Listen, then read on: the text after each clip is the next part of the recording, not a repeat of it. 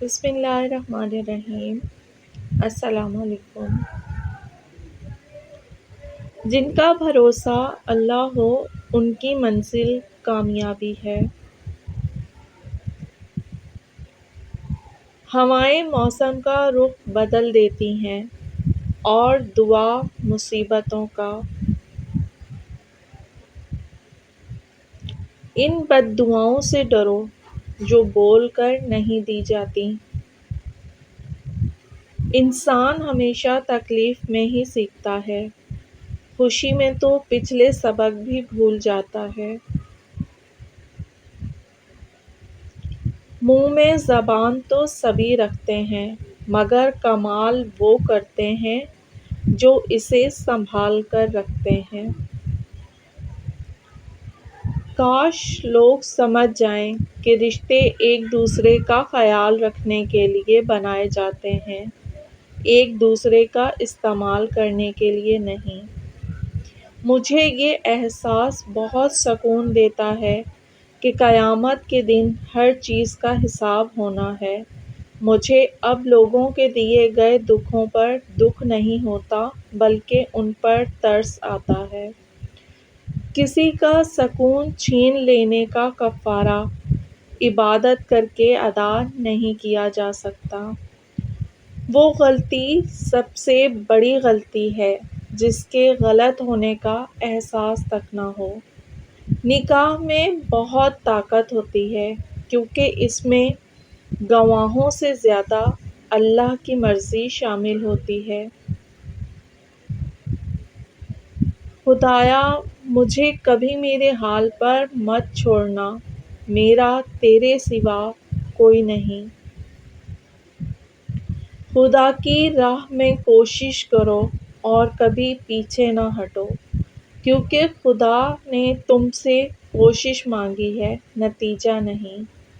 خدا بھول چکا، زندگی آزمائش بن گئی، دعائیں قبول نہیں ہوتی، پوچھا نماز فجر پڑھتے ہو؟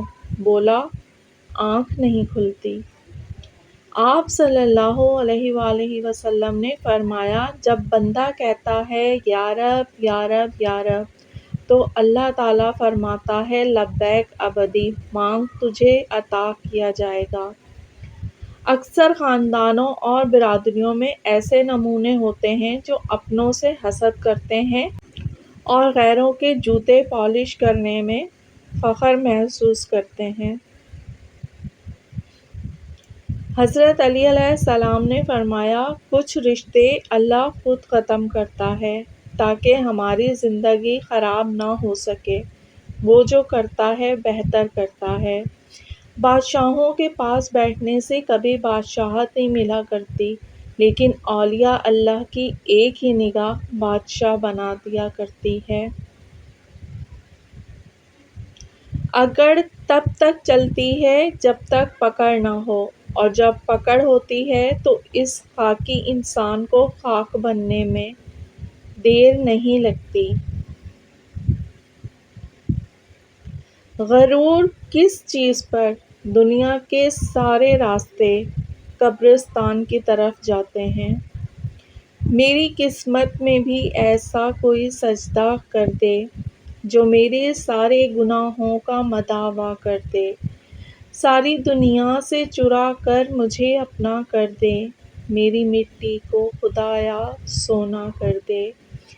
میں تیرا چاہنے والا ہوں مگر ہے حسرت، جن کو تو چاہتا ہے مجھ کو بھی ویسا کر دے۔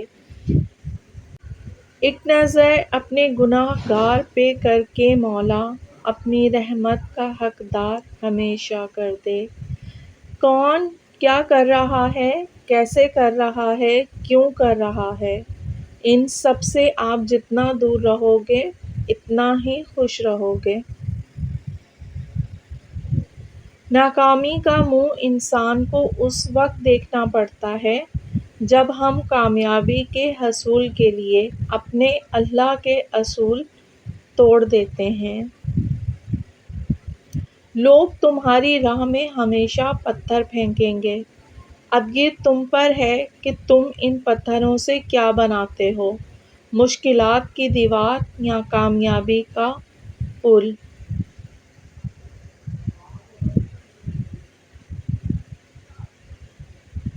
اچھے لوگوں کا تمہاری زندگی میں آنا تمہاری قسمت ہوتی ہے اور انہیں سنبھال کر رکھنا تمہارا ہنر۔ 100 دوستوں سے ایک وہ دشمن اچھا ہے جو دل میں نفرت تو رکھتا ہے لیکن منافقت نہیں۔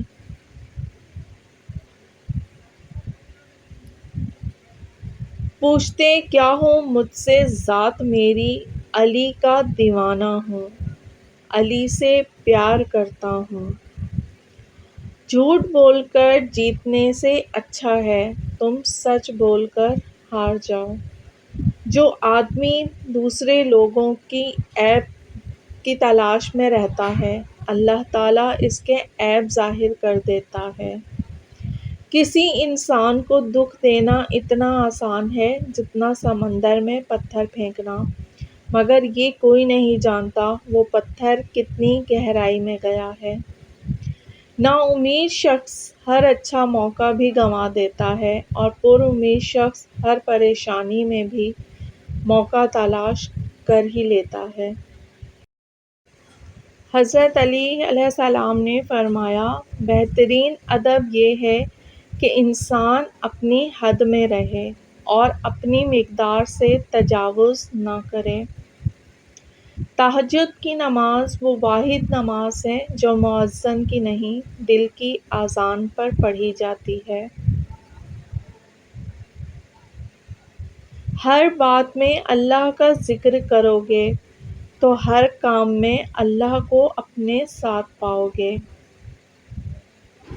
کچھ کو فوراً دے دیتا ہے اور کچھ کی آواز کو شاید بار بار سننا چاہتا ہے، اور کیسے ہی خوش نصیب ہیں وہ لوگ جن کی آواز کو وہ سننا چاہتا ہے۔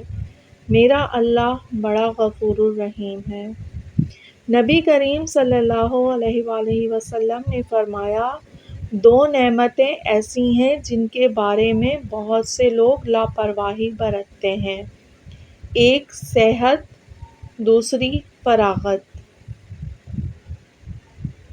کسی کی میٹھی باتوں کا یہ مطلب ہرگز نہیں ہوتا کہ آپ اس کے لیے خاص ہیں۔ بعض اوقات کبوتر کو کھلانے کے لیے نہیں بلکہ پکڑنے کے لیے بھی دانہ ڈالا جاتا ہے۔